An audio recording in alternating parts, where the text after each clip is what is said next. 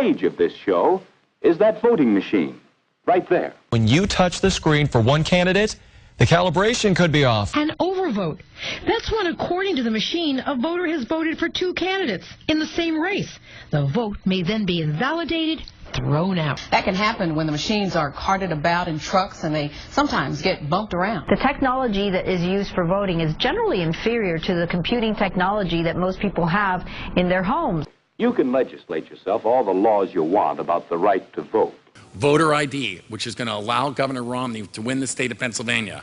Done. We said in South Carolina, you should have to show picture ID to protect the right to vote. 200,000 people in her state who are legal voters.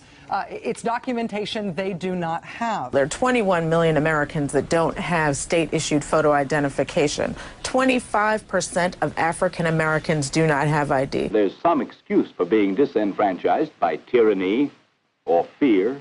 A Cincinnati councilman is responding to a series of billboards aimed at the election. P.G. Sittenfeld says they're posted to intimidate voters. The billboards say voter fraud is a felony. True the Vote, the Houston-based organization that says it wants to ensure an honest election. True the Vote stands for election integrity. Follow the law, period.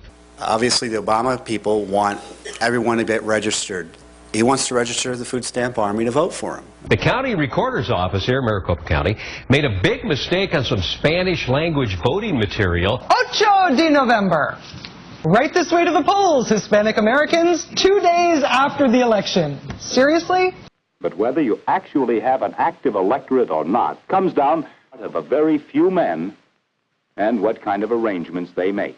Some critics say Ohio's Secretary of State John Husted is trying to confuse or disenfranchise thousands of voters by adding this new requirement for provisional ballots. Does this have the possibility, though, of having provisional ballots, hundreds of thousands of them tossed out as this group lawsuit is saying? Oh, no. What we're talking about here are a handful of ballots in the big scheme of things. We have a guy in charge of elections doing everything he can to make it harder for people to vote. The Republican state legislature reduced the number of early voting days from 14 down to 8. People trying to cast absentee ballots were locked out of Miami-Dade's election headquarters after too many people showed up. Let us vote!